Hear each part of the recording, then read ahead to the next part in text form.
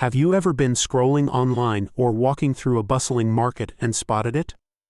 That designer bag, those limited edition sneakers, that luxury watch, all at a price that seems just a bit too good to be true. We've all felt that pull, the temptation of the almost real. It's a daily occurrence, feeding a hidden global economy that is far larger, more sophisticated, and more dangerous than most of us realize. Today, we're taking a flight into the world of counterfeits. This isn't just about a knockoff handbag, it's about a shadow industry that in 2019 was worth an estimated $464 billion, approximately 2.5% of all global trade. And it's climbing at an alarming rate. By 2030, the sale of counterfeit and pirated goods could soar to an astonishing $1,890 billion. But this isn't just about numbers. It's about a chain of events that connects a teenager's TikTok video to a global criminal enterprise, and a simple phone flash test that can expose a multi-million-dollar fake. We'll show you exactly how. In this episode of Captain Overfit, we're pulling back the curtain on counterfeit consumer goods, products illegally manufactured and sold without the brand owner's permission, often posing serious health and safety risks. We'll explore the psychology behind why we buy fakes, expose the dark underbelly funded by these sales, and provide a practical guide to spotting them. What makes the allure of the almost real so powerful? And what's the true cost of that bargain? To truly grasp the counterfeit crisis, we must start with a simple question: why do people buy these products? The answer isn't just about saving money. It's a complex mix of consumer psychology, economic pressure, and the influence of social media, which has reshaped our relationship with brands, status, and authenticity, especially among younger shoppers. If you want to see the future of retail, look at Generation Z. Their behavior regarding counterfeits is a game changer. One recent report found that 79% of Generation Z consumers have purchased counterfeit products in the past year. And this isn't happening in secret back alleys, it's happening right in front of us, on our phone screens. On platforms like TikTok, trends like "baddie on a budget," a phrase with over 158 million views, have normalized and even celebrated counterfeit culture. Users showcase their dupes or reps, using hashtags like #dupe to signal they've found a cheap imitation of a high-end product. Social media platforms have effectively become global storefronts for fakes. Influencers and sellers promote counterfeit goods and often redirect followers to encrypted apps like WhatsApp to complete purchases. That secrecy conceals a massive, untraceable criminal supply chain. But this trend isn't just about style, it's also about economics. With rising living costs and stagnant wages, young consumers' purchasing power has plummeted. The desire to project a certain status remains, but the budget doesn't. A 2023 study found that factors like value consciousness and materialism heavily influence young people's attitudes toward fake luxury goods. Another study confirmed that for Generation Z, the power of brand image and social status makes buying a fake feel like a savvy move, not a risky one. For many, the appeal of owning something that looks expensive, something that confers status, at a fraction of the price outweighs any concerns about authenticity or quality. To understand just how convincing these fakes can be, let's examine one of the most counterfeited products on the market today. Let's deconstruct the Nike Tech Fleece tracksuit. By examining the tiny details that separate the real from the replica, we can learn how to spot the red flags that expose even the most sophisticated fakes. An authentic Nike Tech Fleece is typically manufactured in Vietnam, China, Cambodia, or Indonesia. The fakes, however, have a more concentrated origin. Approximately 80% of the world's counterfeit goods come from China, with one city, Putian, known as the heart of the fake shoe industry. Counterfeiters reverse engineer genuine products and mass-produce them, but they always make mistakes, tiny errors in stitching, font, or materials. Here's what to look for.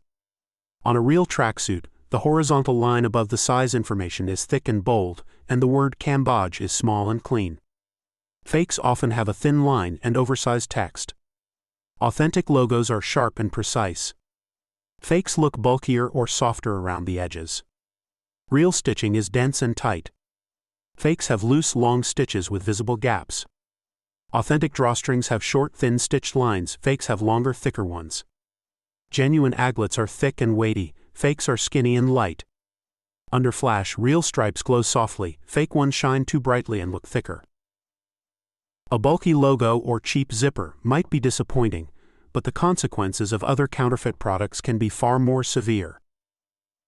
It's easy to dismiss a fake tracksuit as harmless, but the multi-billion-dollar counterfeit industry is anything but victimless. The money spent on fake watches or sunglasses can lead to dangerous, even deadly outcomes, from personal health risks to funding global criminal enterprises. Counterfeit electronics often use low-grade sensors, producing unreliable health data and posing major privacy risks. Fake pharmaceuticals are even deadlier. The World Health Organization estimates that over 30% of medicines in developing countries are counterfeit, contributing to about 1 million deaths annually. Fake cosmetics can cause severe skin reactions, and counterfeit toys can expose children to toxic chemicals or choking hazards. The profits from counterfeit sales also fund serious crimes. U.S. Immigration and Customs Enforcement has found ties between counterfeit profits and forced labor, human trafficking, and transnational crime. According to Homeland Security's former Intellectual Property Rights Center Director Bruce Fouchard, counterfeit sales have even financed terrorist activities, including those behind the 2015 Charlie Hebdo attack. The FBI traced part of the financing for the 1993 World Trade Center bombing to a store selling fake T-shirts. Beyond the human cost, counterfeiting wreaks havoc on legitimate economies.